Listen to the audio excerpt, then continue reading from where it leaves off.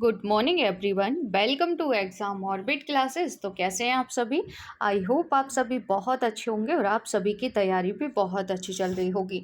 तो फ्रेंड्स, आज है 26 फरवरी और आज की इस क्लास में डिस्कस करेंगे डेंगू के बढ़ते प्रकोप को देखते हुए स्वास्थ्य आपातकाल की घोषणा किस देश ने की है।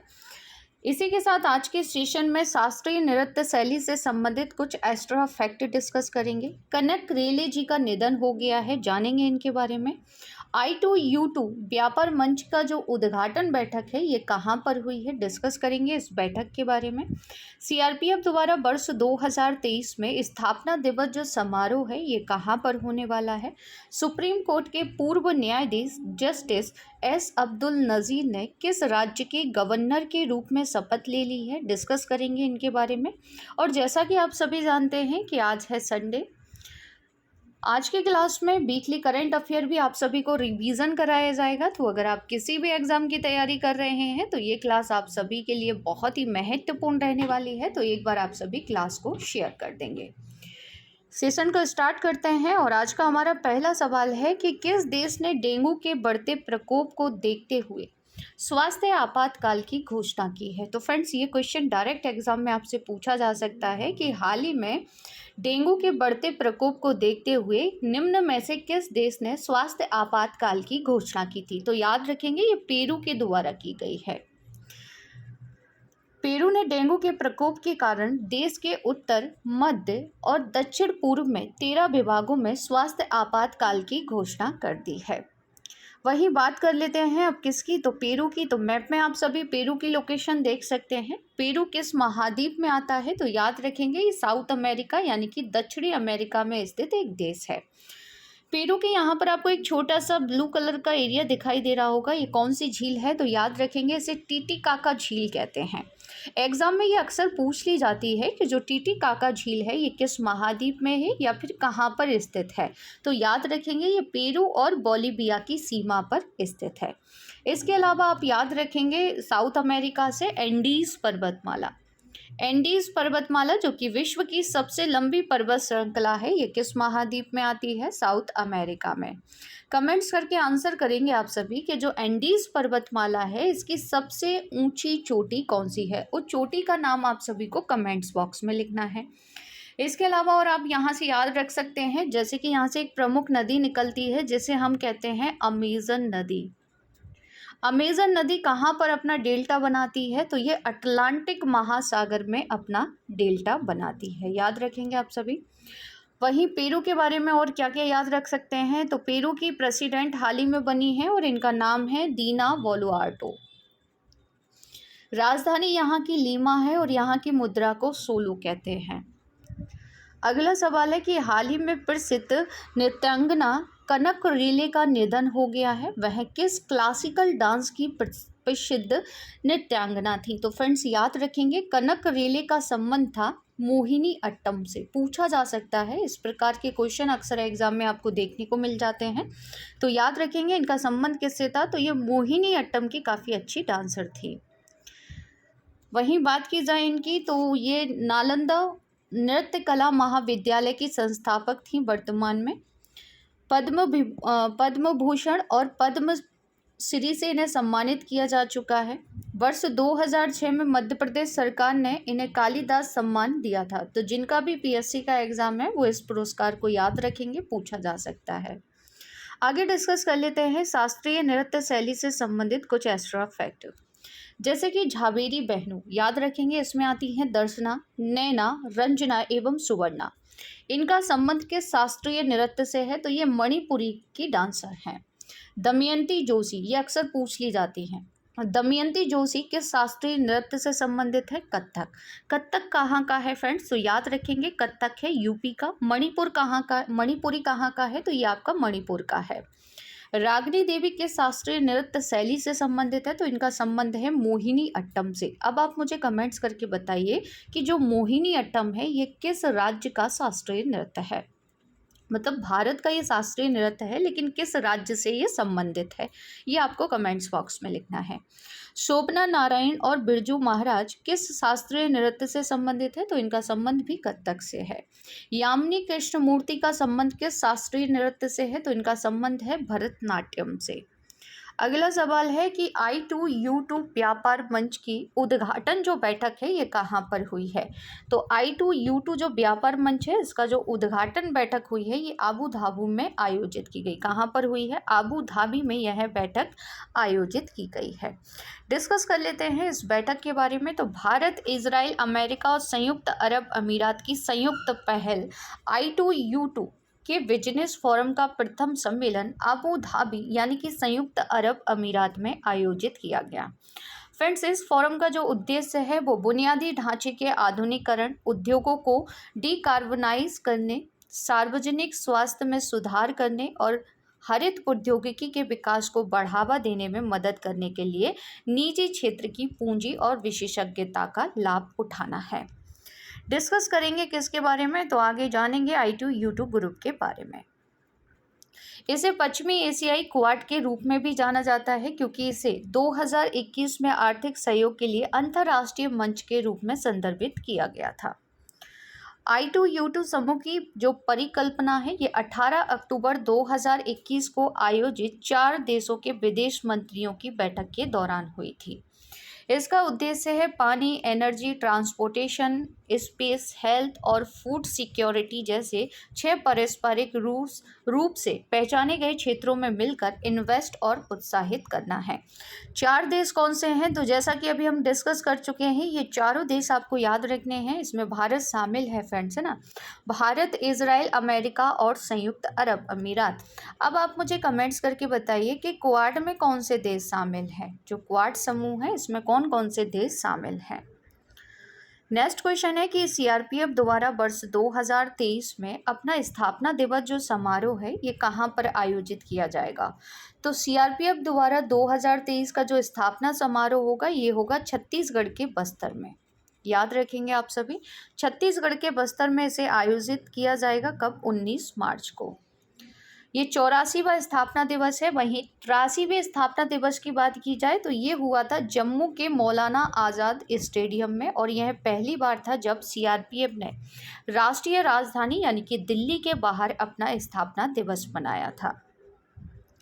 डिस्कस कर लेते हैं केंद्रीय रिजर्व पुलिस बल के बारे में यानी कि सेंट्रल रिजर्व पुलिस फोर्स के बारे में।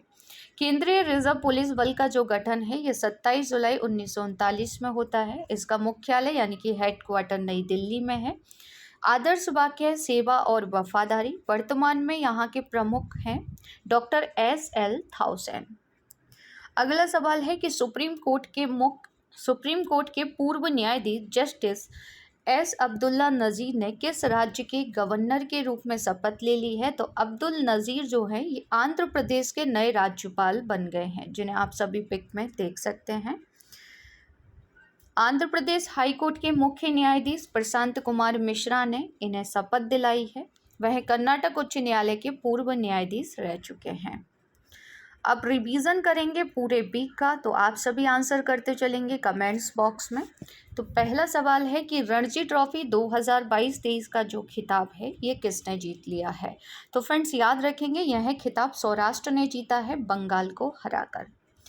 नेक्स्ट क्वेश्चन है कि भारत और किस देश के बीच द्विवार्षिक प्रशिक्षण अभ्यास डस्ट लीग का 4था संस्करण आरंभ होगा, तो ये आयोजित किया जाएगा उज्बेकिस्तान के साथ। आयोजन कब होगा इसका, तो 5 मार्च तक ये चलने वाला है। ठीक है, 5 मार्च तक ये आयोजित किया जाएगा। केंद्रीय गृह मंत्री अमित शाह ने छत्रपति शिवाजी महाराज के जीवन पर आधारित शिव सृष्टि थीम पार्क का उद्घाटन कहाँ पर किया था? पुणे में। नेक्स्ट स्लाइड जो दी गई है फ्रेंड्स इस पर आप सभी को आंसर मिल जाएगा, तो PDF आपको टेलीग्राम चैनल पर बाद में मिल जाएगी। पहला राज्य स्तरीय झींगा मेला कहाँ पर हुआ है, तो झींगे मेले का आयोजन पंजाब में किया गया है। किस देश ने भारत के फ्रोजन सी फूड पर प्रतिबंध हटा दिया है, तो ये प्रतिबंध कतर की गवर्नमेंट के द्वारा हटाया गया है। Electronic manufacturing supply chain ecosystem का सेमिकॉन इंडिया जो सम्मेलन है ये कहाँ पर हुआ है, तो इसका आयोजन दिल्ली में किया गया था। यूनिसेफ इंडिया के लिए बाल अधिकार के राष्ट्रीय राजदूत के रूप में किसे नियुक्त किया गया है? ये क्वेश्चन बहुत महत्वपूर्ण है, याद रखेंगे। आयुष्मान खुराना को नियुक्त किया गया है। तुलसीदास बलराम का 86 वर्ष की आयु में निधन हो गया। इनका संबंध किस खेल से था? तो ये फुटबॉल के काफ़ी अच्छे खिलाड़ी थे। Bharat Gaurav deluxe AC tourist train Shri Ram Janaki Yatra Ayodhya से जनकपुर तक किस रेलवे स्टेशन से इसकी शुरुआत हुई थी? सफदरगंज। ये कहाँ पर आता है? दिल्ली में। APJ Abdul Kalam satellite launch vehicle mission की जो शुरुआत है ये कहाँ की गई है? तो इसकी शुरुआत पट्टीपोलम से की गई थी। पट्टीपोलम कहाँ पर है? तो ये आता है तमिलनाडु में। 49वां खजुराहो नृत्य महोत्सव जो है ये कहाँ पर हो रहा है? तो इसका आयोजन मध्य प्रदेश में किया जा रहा है और ये 26 फरवरी तक चलेगा।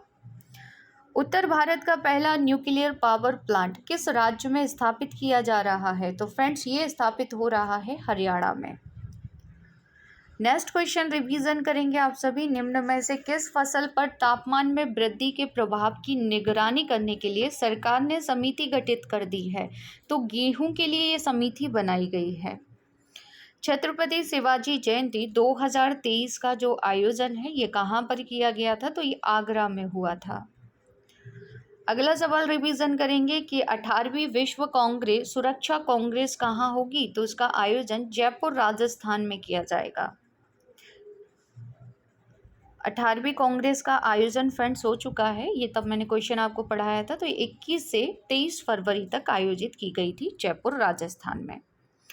औपचारिक रूप से 2035 से गैस डीजल कारों की बिक्री पर प्रतिबंध किसने लगा दिया है? तो यूरोपीय संघ के द्वारा यह प्रतिबंध लगाया गया है। पहली G20 वित्त मंत्रियों और केंद्रीय बैंकों के गवर्नर की जो बैठक है ये कहाँ हुई है? बेंगलोर कर्नाटक में। सागर परिक्रमा के तीसरे फेज का अनावरण किस केंद्रीय मंत्री ने किया था? तो इनका नाम याद रखेंगे, इनका नाम है पुरुषोत्तम रूपाला। इन्हीं के द्वारा इसका अनावरण किया गया था। Badminton Asia mixed team championship का जो कांस्य पदक है ये किसने जीत लिया है? तो इसे जीता है भारत ने। इंटरनेशनल क्रिकेट में सबसे तेज 25,000 रन बनाने वाले दुनिया के पहले बल्लेबाज कौन बन गए हैं? तो याद रखेंगे, इनका नाम है विराट कोहली। अगला सवाल है कि जातिगत भेदभाव पर रोक लगाने वाला पहला अमेरिकी शहर कौन सा बन गया है? तो फ्रेंड्स ये क्वेश्चन बन सकता है एग्जाम में, याद रखेंगे सिएटल बना है। 22वें विधि आयोग के अध्यक्ष कौन है? तो 22वें विधि आयोग के अध्यक्ष हैं ऋतुराज अवस्थी, जिन्हें आप सभी पिक में देख सकते हैं। इनका कार्यकाल बढ़ा दिया गया है हाल ही में। केंद्रीय मंत्रिमंडल ने 22 फरवरी को भारत सरकार और किस देश के बीच हवाई सेवा समझौते पर हस्ताक्षर को मंजूरी दे दी है? तो ये समझौता गुयाना गवर्नमेंट के साथ किया गया है। संसद रत्न पुरस्कार समारोह का 13वां संस्करण कहाँ पर होगा? तो इसका आयोजन नई दिल्ली में किया जाएगा। अगला सवाल है कि निजी कंपनियों द्वारा भारत का पहला हाइब्रिड सराउंडिंग रॉकेट कहाँ से लॉन्च किया गया है? तो इसकी लॉन्चिंग हुई थी कहाँ से? तमिलनाडु से इसे लॉन्च किया गया है। नेक्स्ट क्वेश्चन रिवीजन करेंगे कि भारतीय सेना ने किस राज्य या केंद्र शासित प्रदेश में महिला स्नो क्रिकेट टूर्नामेंट का आयोजन किया? तो इसका आयोजन जम्मू कश्मीर में किया गया था। नेक्स्ट क्वेश्चन है कि दिवंगत सीडीएस बिपिन रावत के सम्मान में किस देश के श्री मुक्तिनाथ मंदिर में घंटी लगाई गई है? तो इसका आंसर आप सभी याद कर लेंगे, श्रीलंका में लगाई गई है। नेक्स्ट क्वेश्चन है कि दुनिया के सबसे बड़े और अनोखे दिव्यांग पार्क की जो आधारशिला है ये किसने रखी है फ्रेंड्स? तो याद रखेंगे, ये रखी गई नितिन गडकरी जी के द्वारा। कहाँ पर? नागपुर, महाराष्ट्र में। कौन सा देश म्यूनिक सुरक्षा सम्मेलन की मेजबानी करता है? तो म्यूनिक सुरक्षा जो सम्मेलन है ये जर्मनी में होता है।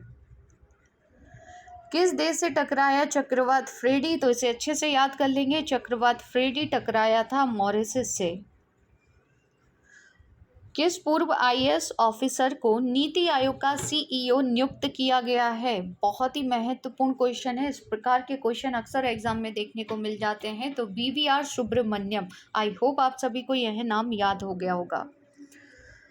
चेस में भारत के 80वें ग्रैंड मास्टर कौन बन गए हैं? तो इनका नाम है विघ्नेश एनआर। अगला सवाल रिवीजन करेंगे कि दादा साहब फाल्के अंतर्राष्ट्रीय फिल्म समारोह 2023 में किस फिल्म को सर्वश्रेष्ठ फिल्म का पुरस्कार दिया गया है। तो सर्वश्रेष्ठ फिल्म का जो पुरस्कार है वो द कश्मीर फाइल्स को मिला है। यूनिफाइड पेमेंट इंटरफेस यानी कि यूपीआई ने किस देश के साथ मिलकर क्रॉस बॉर्डर कनेक्टिविटी लॉन्च की है। तो ये लॉन्च की गई है सिंगापुर के साथ मिलकर। खबरों में रही पेंगोंग तसो झील किस राज्य या केंद्र शासित प्रदेश में स्थित है। तो पेंगोंग तसो जो झील है ये आती है लद्दाख वाले क्षेत्र में। किस राज्य के पूर्व राज्यपाल ओपी कोहली का निधन हो गया है। तो ये गुजरात के पूर्व गवर्नर रह चुके हैं जिनका हाल ही में निधन हो गया था। सरकार ने किस मिशन की निगरानी के लिए कैबिनेट सचिव के नेतृत्व वाले पैनल का गठन किया है। तो मिशन कर्मयोगी की निगरानी के लिए। प्रसिद्ध पर्यटन स्थल जय घाटी किस राज्य या केंद्र शासित प्रदेश में स्थित है। तो जय घाटी आती है जम्मू कश्मीर में, जो कि इस समय सुर्खियों में बनी हुई है। निम्न में से किस शहर के चर्च गेट रेलवे स्टेशन का नाम याद रखेंगे चिंतामनराव देशमुख यानी कि जो भारत के पहले भारतीय गवर्नर रहे हैं किसके आरबीआई के, इन्हीं के नाम पर यह रेलवे स्टेशन का नाम रखा गया है। और ये बहुत ही अच्छा क्वेश्चन है, याद रखेंगे मुंबई में है ये चर्च गेट रेलवे स्टेशन। निम्न में से किसे अंतर्राष्ट्रीय श्रम संगठन के लेखा परीक्षक के रूप में चुना गया है। तो गिरीश चंद्र मुर्मू जी को, जिन्हें आप सभी पिक में देख सकते हैं। अगला सवाल रिवीजन करेंगे, निम्न में से कौन भारत के रक्षा सचिव हैं। तो भारत के रक्षा सचिव हैं वर्तमान में अरमाने गिरिधर, जिनका कार्यकाल हाल ही में बढ़ा दिया गया है कैबिनेट के द्वारा। अर्जेंटीना ओपन का जो खिताब है ये किसने जीत लिया है। तो अर्जेंटीना ओपन का जो खिताब है ये कार्लोस अल्कराज ने जीत लिया है, जिन्हें आप सभी पिक में देख सकते हैं। नेक्स्ट क्वेश्चन है कि किस देश के फुटबॉल खिलाड़ी सर्जियो रामोस ने सेवानिवृत्त की घोषणा की है। तो इनका संबंध है स्पेन से। पूछा जा सकता है कि सर्जियो रामोस का संबंध किस खेल से है। तो याद रखेंगे ये फुटबॉल के खिलाड़ी हैं। 24 फरवरी 2023 को प्रधानमंत्री किसान सम्मान निधि योजना के कितने साल पूरे हो गए हैं। तो फ्रेंड्स इस योजना के 4 साल पूरे हो चुके हैं। इस योजना की शुरुआत कब हुई थी ये आपसे पूछी जा सकती है। तो 24 फरवरी 2019 को प्रधानमंत्री नरेंद्र मोदी जी द्वारा भूमि धारक किसानों की वित्तीय जरूरतों को पूरा करने के लिए इसे लॉन्च किया गया था। तो फ्रेंड्स आज के सेशन में 26 फरवरी के करंट अफेयर के साथ साथ पूरे वीक का करंट अफेयर भी बिल्कुल कम से कम समय में रिवीजन करा दिया आप सभी को। तो ये सेशन आप सभी को कैसा लगा कमेंट्स करके ज़रूर बताइएगा। अगर क्लास अच्छी लगी हो तो क्लास को ज़्यादा से ज़्यादा शेयर कीजिएगा, लाइक कीजिएगा और चैनल को सब्सक्राइब ज़रूर कर लीजिएगा। मिलते हैं नेक्स्ट सेशन में एक नए टॉपिक के साथ, तब तक के लिए जय हिंद जय भारत।